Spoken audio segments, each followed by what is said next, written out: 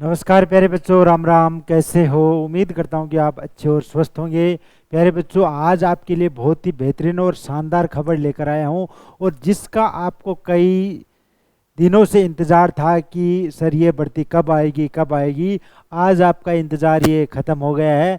प्यारे बच्चों, राजस्थान कर्मचारी चयन बोर्ड के द्वारा जूनियर अकाउंटेंट भर्ती परीक्षा का विस्तृत डिटेल में नोटिफिकेशन आज ऑफिशियल वेबसाइट के ऊपर अपलोड कर दिया गया है। ये देखिएगा, आपके सामने नोटिफिकेशन खुला हुआ है।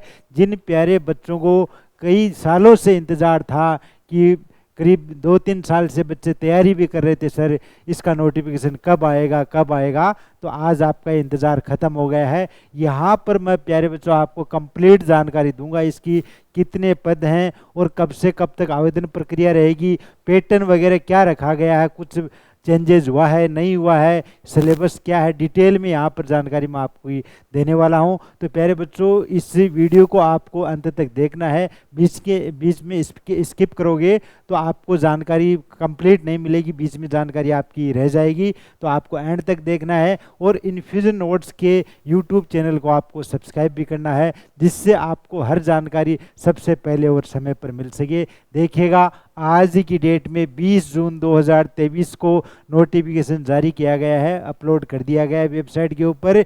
कनिष्ठ लेखाकार एवं तहसील राजस्व लेखाकार संयुक्त सीधी भर्ती 2023। इसमें क्या होगा, जिन प्यारे बच्चों ने सीईटी समान पात्रता परीक्षा स्नातक स्तर की परीक्षा दी थी, वो ही बच्चे इसमें बैठ पाएंगे। इस बात का आपको ध्यान में रखना है। जिन्होंने सीईटी परीक्षा दी थी ग्रेजुएट लेवल वाली, वो बच्चे ही इसमें बैठ पाएंगे, और कितने बच्चे वो बैठ पाएंगे वो आगे मैं जानकारी इसमें बताने वाला हूं। प्यारे बच्चों, सबसे पहले अपन देखते हैं कि कनिष्ठ लेखाकार यानी जूनियर जो अकाउंटेंट वाली है, उसमें कितने पद हैं। टोटल पद हैं प्यारे बच्चों 5190। कितने हैं? 5190 हैं। उसमें गैर अनुसूचित क्षेत्र के हैं 4911, अनुसूचित क्षेत्र के पद हैं 289, तहसील राजस्व लेखाकार के हैं 170, गैर अनुसूचित क्षेत्र के और अनुसूचित क्षेत्र के 28। टोटल पद हैं इसमें 198।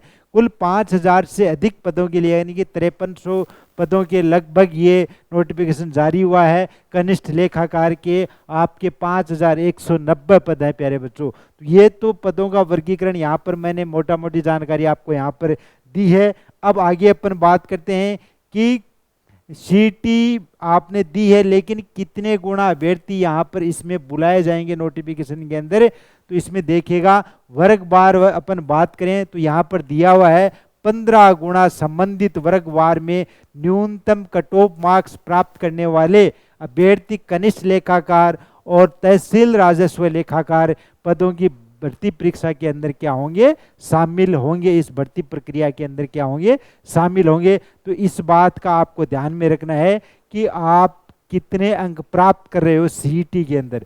सीईटी में फिर आपको 15 गुणा कैंडिडेट्स हैं, इनको यहाँ पर बुलाया जाएगा। इस भर्ती के अंदर आवेदन प्रक्रिया में वो भाग ले सकेंगे, और आगे जो भर्ती होगी इसमें जो लिखित परीक्षा होगी उसमें भी वो भाग ले सकेंगे। तो 15 गुणा कैंडिडेट, कितने? 15 गुणा कैंडिडेट्स हैं, उनको बुलाया जाएगा इसके अंदर। तो इस बात का आपको ध्यान में रखना है। आगे अपन बात करें ऑनलाइन आवेदन की जो प्रक्रिया रहेगी, वो रहेगी आप इसकी जो ऑफिशियल वेबसाइट है rssb.rajasthan.gov.in है, उससे, या इसके अलावा आप SSO ID जिन्होंने बना रखी है तो अपनी SSO ID के माध्यम से ऑनलाइन आवेदन की प्रक्रिया है वो कंप्लीट कर सकेंगे। आगे अपन देखते हैं, आपके लिए अगर महत्वपूर्ण जो जानकारी है वो मैं आपको यहाँ पर बताऊंगा। जो आवेदन शुल्क रखा गया, आवेदन शुल्क कितना रहेगा, अगर आप इसके लिए आवेदन करते हो तो आपको आवेदन शुल्क देना होगा। देखिएगा, 600 रुपये तो रखे गए हैं। जो सामान्य वर्ग क्रीमिलेयर श्रेणी के अंदर जो पिछड़ा वर्ग अति पिछड़ा वर्ग के कैंडिडेट आते हैं, उनको आवेदन शुल्क के रूप में 600 रुपये देना होगा। उसके अलावा बात करें, जैसे राजस्थान के नॉन क्रीमिलेयर श्रेणी, पिछड़ा वर्ग, अति पिछड़ा वर्ग एवं आर्थिक रूप से कमजोर वर्ग या अनुसूचित जाति अनुसूचित जनजाति के जो कैंडिडेट हैं उनको 400 रुपये देने होंगे। इसके अलावा समस्त दिव्यांगजन जो कैंडिडेट हैं उनको भी 400 रुपये आवेदन शुल्क के रूप में देने होंगे। और एक एक कार्मिक विभाग परिपत्र के अनुसार जो ये रूल फॉलो करते हैं उनको भी 400 रुपये आवेदन शुल्क के रूप में देने होंगे। जिनके परिवार की वार्षिक आय 2.5 लाख रुपए से कम है उनको भी 400 रुपये आवेदन शुल्क के रूप में देने होंगे। तो ये छोटी सी जानकारी, इसमें जो पंजीकरण शुल्क है वो क्या क्या लगने वाला है उसकी जानकारी मैंने आपको यहाँ पर दे दी है। नोट देकर ये दिया गया कि फीस एक बार जमा होने के बाद वापस नहीं मिलेगी, यानी एक बार आपका चालान कट गया, फीस जमा हो गई तो उसके बाद में आपको रिफंड नहीं होगी। इस बात का आपको ध्यान में रखना है। चलिए, ये जो पद हैं कनिष्ठ लेखाकार के रिक्त पद हैं उनका आरक्षण के अनुसार कैटेगरी के अनुसार यहाँ पर पदों का क्या दिया है, ब्यौरा दिया गया है। तो आप अपनी कैटेगरी के अनुसार यहाँ पर देख सकते हो। मोटा मोटी जानकारी मैं आपको यहाँ पर बता रहा हूँ, फिर भी अगर आपको कोई समझ में आए तो नोटिफिकेशन कंप्लीट यहाँ से देख सकते हो। देखिएगा, गैर अनुसूचित क्षेत्र के कितने हैं, 4911 पद हैं। उनमें सामान्य के कितने हैं, 1242, सामान्य महिला के 355, विधवा के 141, परित्यक्ता के 35। और अनुसूचित जाति में अपन बात करें तो सामान्य के 545, सामान्य महिला के 156, विधवा के 62 और परित्यक्ता के 15 पद। अनुसूचित जाति की अपन बात करें, अनुसूचित जनजाति की, तो सामान्य के 409, सामान्य महिला के 117 और विधवा के 46 पद हैं और परित्यक्ता के हैं 11 पद। अन्य पिछड़ा वर्ग ओबीसी में बात करें तो टोटल सामान्य वर्ग के हैं जो 714, सामान्य महिला के 205 और विधवा के 81 पद हैं, परित्यक्ता के 20 पद हैं। अति पिछड़ा वर्ग के बात करें तो इसमें सामान्य के 171, सामान्य महिला के 49, विधवा के 20, परित्यक्ता के 4। आर्थिक रूप से कमजोर जो वर्ग है उनकी बात करें तो यहाँ पर देखिएगा, सामान्य के 343, सामान्य महिला के 99, विधवा के 39, परित्यक्ता के 9। आगे अपन बात करते हैं 12 जिले की जो शहरिया जनजाति है उनमें अपन बात करें तो सामान्य के 17, सामान्य महिला के 5 है। और इसके अलावा जो यहाँ पर दिखाई नहीं दे रहा है कुछ, वो आप देख लीजिएगा। और हॉरिजेंटल रिजर्वेशन में अपन बात करें आरक्षण वालों की तो दिव्यांग जन है उनमें LW कैटेगरी के 49 हैं, D और HS के 49 हैं। और ये अलग अलग कैटेगरी दी हुई है। आप यहाँ से इन मंत्रालय कर्मचारी के जो 12.5% है उनके 613 पद हैं। भूतपूर्व सैनिकों की बात करें तो अनरिजर्व कैटेगरी में 221 और EWS वालों के 61, MBC के 30, OBC के 127 और SC के 97, ST के 72, टोटल 608 पद हैं। और खिलाड़ियों की बात करें तो उत्कृष्ट प्लेयर हैं उनके पद हैं यहाँ पर है 98 हैं। तो ये पदों का विवरण, थोड़ी सी जानकारी मैंने आपको यहाँ पर देने की कोशिश की है प्यारे बच्चों। आगे अपन बात करें अनुसूचित क्षेत्र के अंदर जो आते हैं उनमें देखिएगा, उनकी बात करें तो देखिएगा टोटल पद हैं 279। कितने हैं, 279 है। उनमें सामान्य कैटेगरी में अपन बात करें जनरल में तो सामान्य वर्ग के 99, सामान्य महिला के 29, विधवा के 11, परित्यक्ता के 2। अनुसूचित जाति की सामान्य में 10, सामान्य महिला के 2, विधवा के 1, परित्यक्ता के 0। अनुसूचित जनजाति में बात करें तो सामान्य के 88, सामान्य महिला के 25, विधवा के 10 और परित्यक्ता के 2 पद हैं। तो ये पदों का विवरण मैंने आपको यहाँ पर बता दिया है। अब आगे अपन बात करते हैं जो हॉरिजेंटल रिजर्वेशन की बात करें तो उत्कृष्ट प्लेयर हैं उनके 5 पद हैं। भूतपूर्व सैनिकों की बात करें तो अनरिजर्व कैटेगरी के हैं उनके 17 पद हैं। SC कैटेगरी के 01 पद हैं और ST के 15 और टोटल इनके 37 पद हैं। प्यारे बच्चों, आगे अपन बात करते हैं तहसील राजस्व लेखाकार के जो रिक्त पद हैं उनका पदों का विवरण यहाँ पर देखिएगा, वो मैं आपको यहाँ पर बता रहा हूँ। गैर अनुसूचित क्षेत्र के जो पद हैं उनका देखिएगा कैटेगरी वाइज टोटल पद कितने, 117। अब सामान्य कैटेगरी में अपन देखें तो सामान्य के 43, सामान्य महिला के 13, विधवा के 4, परित्यक्ता के 1। अब बात करते हैं अनुसूचित जाति। अनुसूचित जाति में सामान्य के 19, सामान्य महिला के 6, विधवा के 2 और परित्यक्ता के यहाँ पर 0 पद है। अनुसूचित जनजाति में बात करें तो सामान्य के 14 पद हैं, सामान्य महिला के 5 पद हैं, विधवा के 1, परित्यक्ता के यहाँ पर 0। अन्य पिछड़ा वर्ग की बात करें तो सामान्य के 25 हैं सामान्य महिला के 8 हैं, विधवा के 2 पद हैं और परित्यक्ता के 0 पद। अति पिछड़ा वर्ग की अपन बात करें तो सामान्य के 6, सामान्य महिला के 2, विधवा और परित्यक्ता के यहाँ पर 0 पद हैं। आर्थिक रूप से कमजोर वर्ग यानी ईडब्ल्यूएस वालों के हैं सामान्य के 12, सामान्य महिला के 4, विधवा के 1, परित्यक्ता के 0।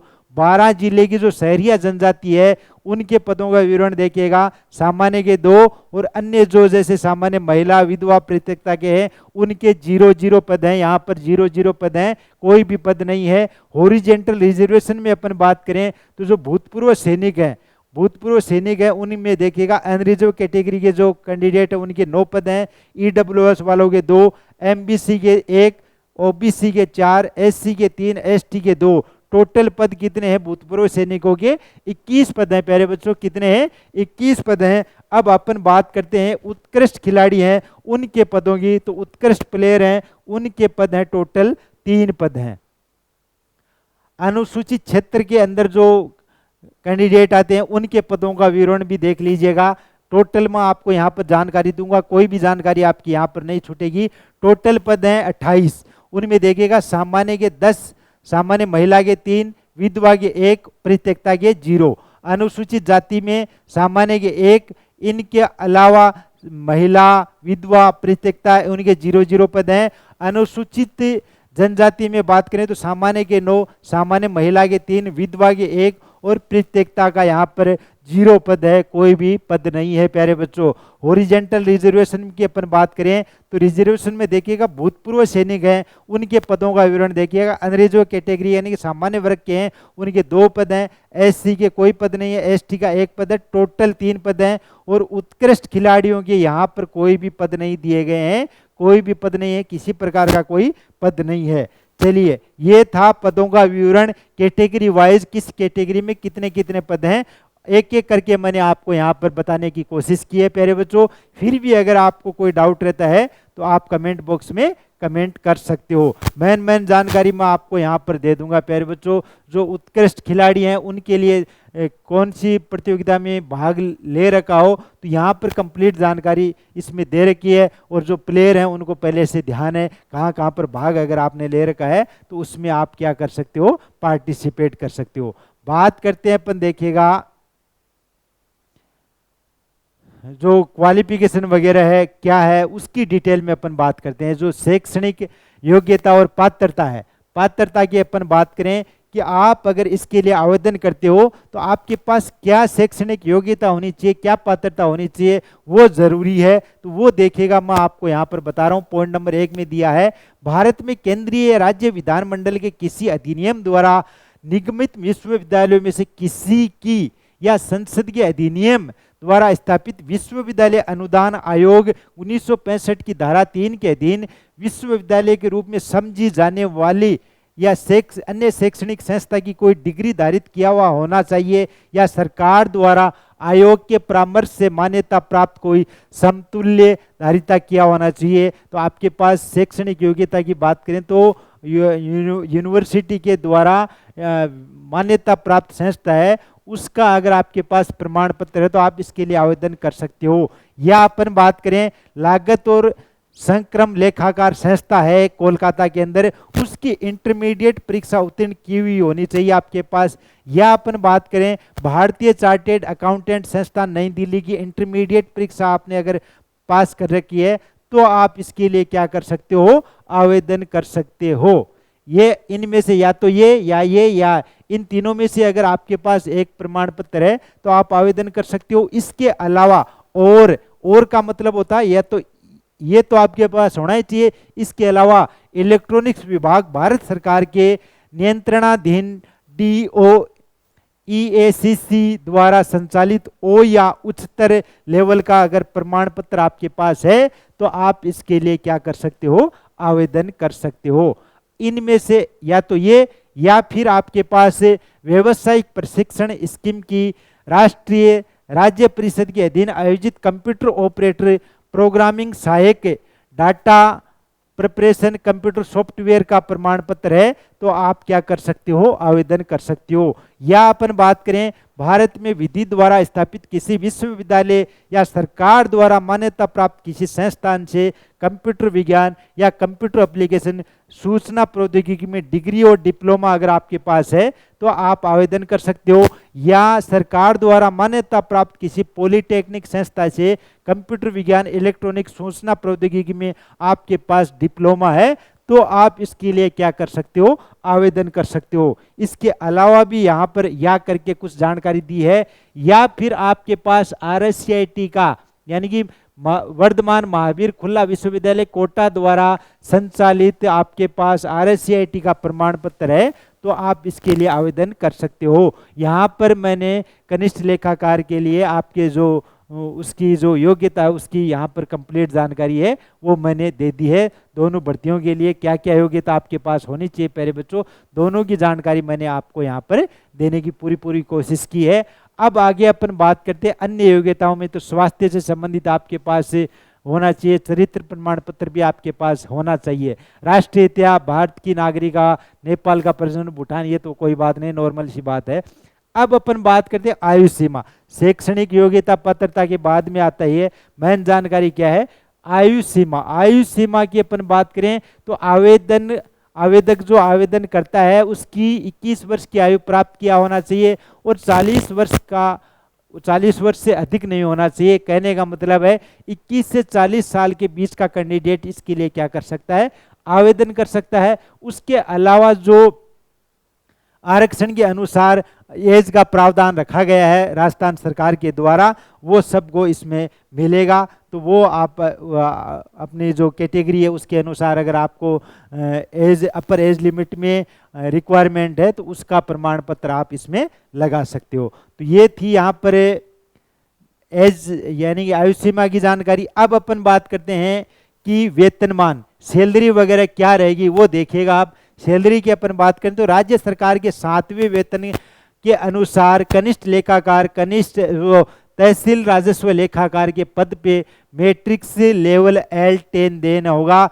2 वर्ष का जो आपका परीक्षा काल में उसमें नियत पारिश्रमिक राज्य सरकार के समय समय पर आदेशानुसार जारी कर दिए जाएंगे। तो 2 साल का तो आपका क्या होगा, जो परीक्षा काल होगा उसके बाद में आपका जो ग्रेड पे है उसके अकॉर्डिंग आपकी क्या होगी, सैलरी होगा, आपका वेतन होगा। पेंशन की अपन बात करें तो पेंशन में नई भर्ती या नियुक्त होने वाले कर्मचारियों के लिए राज्य सरकार द्वारा नियमानुसार पेंशन योजना क्या होगी, लागू होगी। यानी इस भर्ती में आप अगर सिलेक्ट होते हो, चयन होता है आपका, तो नए जो राज्य सरकार के नियम है, कर्मचारी राज्य सरकार के जो नियम बनाए गए हैं उसके विधान के अनुसार आपको क्या मिलेगी, पेंशन भी मिलेगी। अब देखिएगा आगे आवेदन एवं पंजीकरण शुल्क जमा कराने की जो तिथि रखी गई है वो है 27 जून 2023 से 26 जुलाई 2023 तक रात्रि 11:59 तक आप आवेदन प्रक्रिया कंप्लीट है वो कर सकते हो प्यारे बच्चों। अब आगे देखिएगा परीक्षा का आयोजन। परीक्षा के आयोजन की अपन बात करें तो यहाँ पर संभावित डेट दे दी गई है, बोर्ड के द्वारा तिथि यहाँ पर घोषित कर दी गई है। देखिएगा यहाँ पर परीक्षा संभावित है 17 सितंबर 2023, 17 सितंबर 2023, जुलाई अगस्त 2.5 महीने का समय आपके पास। वैसे मान के चलो तो केवल और केवल आपके पास 2.5 महीने का आप समय मान के चलो। उसके बाद में आपको रिवीजन भी करना है और भी है, तो आप 2 महीने का समय इसके अंदर आप मान कर चलो। 2 महीने का समय है आपके पास और इन 2 महीनों के अंदर आपको क्या करना है, अपनी मंजिल को प्राप्त करना है प्यारे बच्चों। चलिए ये तो था आवेदन प्रक्रिया है, उससे जुड़ी हुई जानकारी मैंने आपके साथ यहाँ पर शेयर की है। किस हिसाब से आप आवेदन प्रक्रिया करोगे, ऑनलाइन आवेदन में संशोधन के लिए अलग से आपको चार्ज वगैरह देना होगा, तो अगर वो आपकी गलती हो जाती है आवेदन प्रक्रिया में तो उसके लिए फिर अलग से क्या है आपको शुल्क जमा करवाना होगा। तो वो जानकारी है। अब आगे अपन बात करते हैं मेन जो जानकारी है, आपके पास 2 माह का समय है। करीब 2 माह के अंदर आप किस हिसाब से अपनी तैयारी करोगे, क्या पैटर्न रहेगा, क्या स्कीम है, वो यहाँ पर आप देखिएगा। कनिष्ठ लेखाकार एवं तहसील लेखाकार के जो पद हैं, पदों की भर्ती की स्कीम निम्नानुसार रहेगी। परीक्षा के भाग 1 एवं भाग 2 के लिए अनुज्ञात अंक एवं समय निम्नानुसार रहेगा। यहाँ पर देखिएगा ये जो अंक भी दिए हुए हैं, कितना समय आपको इसके अंदर मिलने वाला है, तमाम जानकारी यहाँ पर दी हुई है प्यारे बच्चों। देखिएगा परीक्षा की जो स्कीम है उसमें देखिएगा लिखित परीक्षा के अंदर आपके क्या आएगा, हिंदी, अंग्रेजी, सामान्य ज्ञान, राजस्थान के संदर्भ में सामान्य विज्ञान, गणित, कंप्यूटर के मूल सिद्धांत, ये आएंगे। और अधिकतम अंक होंगे 75, 75, 75, 75, 75। टोटल अंक कितने होंगे, 450। कितने होंगे, 450। प्रश्न कितने कितने आएंगे, 25 25। टोटल प्रश्न आएंगे 150। कितने आएंगे, 150 आएंगे। और समय आपको इसमें दिया जाएगा 2.5 घंटे का समय। कितना दिया जाएगा, 2.5 घंटे का समय दिया जाएगा। गणित और कंप्यूटर के मूल सिद्धांत को छोड़कर जो सेकेंडरी स्तर के होंगे प्रश्न पत्र, सीनियर सेकेंडरी के स्तर का आपका यह प्रश्न पत्र है, वो उसमें जो प्रश्न आएंगे वो होंगे। आगे देखिएगा अलग दूसरा पार्ट है, उसमें क्या है, बही खाता, बुक कीपिंग एवं लेखाक्रम, व्यवसाय पद्धति, लेखा परीक्षा, भारतीय अर्थशास्त्र। उसके अलावा जो ये है Rajasthan civil services joining time rules 1981 है वो। उसके अलावा अध्याय 1 2 3 4 ये अध्याय दिए हुए हैं, वो इनसे संबंधित प्रश्न पूछे जाएंगे। कितने कितने, 75 75 75 75 75 75, 450। इसके भाग 2 के अंदर भी 450 से मैक्सिमम मार्क्स होंगे और प्रश्न कितने होंगे, 150 टोटल। वही समय भाग 2 के अंदर आपको इसमें मिलने वाला है 2.5 घंटे का समय। भाग 1 और 2 के अंदर जो परीक्षा की स्कीम है वो मैंने आपको यहाँ पर बता दी है, ठीक है। और अब अपन बात करते हैं जो आपका सिलेबस है। सिलेबस के पहले देखिएगा ऑब्जेक्टिव टाइप होंगे, maximum marks and negative marking भी इसके अंदर रहने वाली है। 1 नंबर आपका कटने वाला है, वो उसमें आप देख लीजिएगा। और देखिएगा maximum marks of paper 1 and paper 2 will be 450। प्रत्येक जो भाग होगा आपका 450 का होगा। फॉर एवरी करेक्ट आंसर, सही प्रश्न के ऊपर आपको मिलेंगे 3 अंक और इनकरेक्ट के ऊपर 1 अंक आपका क्या होगा, काटा जाएगा। नेगेटिव मार्किंग भी है तो उस बात का भी आपको क्या है, ध्यान में रखना है प्यारे बच्चों। क्वालिफाई मार्किंग है 75%, पेपर 1 एंड पेपर 2 के अंदर आपको 40% है, 40% है वो क्वालिफाई करने के लिए लाने जरूरी होंगे। पेपर 1 में 75, पेपर 2 में 40% है, तो वो आपको इसमें देखना है। और कैटेगरी जो SC ST है उनके अनुसार वो उसमें आपको अलग से दिया हुआ है। अब बात करते हैं कि जो सिलेबस है डिटेल में यहाँ पर मैं आपको बताऊंगा सिलेबस में क्या क्या आने वाला है। वो देखिएगा यहाँ पर लिखा हुआ है बाकायदा है। सबसे पहले यहाँ पर दिया हुआ हिंदी। हिंदी के अंदर आप से क्या क्या जानकारी पूछी जा सकती है वो यहाँ पर देखिएगा। संधि एवं संधि विच्छेद, सामसिक पदों की रचना, समास विग्रह, उपसर्ग, प्रत्यय, पर्यायवाची, विपरीतार्थ यानी विलोम शब्द, अनेकार्थ शब्द, शब्द युग्म, संज्ञा शब्दों से विश्लेषण बनाना, शुद्ध शब्द अशुद्ध की वाक्य और वाक्य शुद्ध करना आपको, वाच्य, क्रिया, वाक्यांश, मुहावरे, अंग्रेजी सरल। और ये इस प्रकार के 10-12 टॉपिक इसमें दिए हुए हैं। इसी प्रकार से आपसे अंग्रेजी के अंदर पूछे जाएंगे, टेंस है, वॉइस है, नरेशन है, transformation of sentence, use of articles, use of prepositions, इस प्रकार से एंटोनिम, सिनोनिम्स, वन वर्ड है। तो 8-10 टॉपिक इसके अंदर यहाँ पर ये दिए हुए हैं ग्रामर के। अब बात करते हैं कि राजस्थान के जो सामान्य जानकारी है, सामान्य जानकारी में आपको पता है क्या क्या पूछा जाता है। सामान्य जानकारी के संदर्भ में अपन बात करते हैं जो इतिहास, कला, संस्कृति, साहित्य, परंपरा और विरासत है उनसे संबंधित जो पूछी जाएगी जानकारी। राजस्थान के इतिहास की महत्वपूर्ण घटना, राजवंश और प्रशासनिक और राजस्व व्यवस्था, सामाजिक सांस्कृतिक मुद्दे हैं वो यहाँ पर आपसे पूछे जाएंगे। तो ये जो मुख्य जानकारी है वो यहाँ पर दी हुई है। आप इसका क्या है जो PDF डाउनलोड कर सकते हो प्यारे बच्चों, डिटेल में यहाँ पर दिया हुआ है। सामान्य ज्ञान की अपन बात करें तो राजस्थान के भूगोल में प्रमुख भौतिक विशेषताएं, मुख्य भूभौतिक विभाग, राजस्थान के प्राकृतिक जलवायु, सिंचाई, खान, जनसंख्या, ये मुख्य टॉपिक यहाँ पर दिए हुए हैं।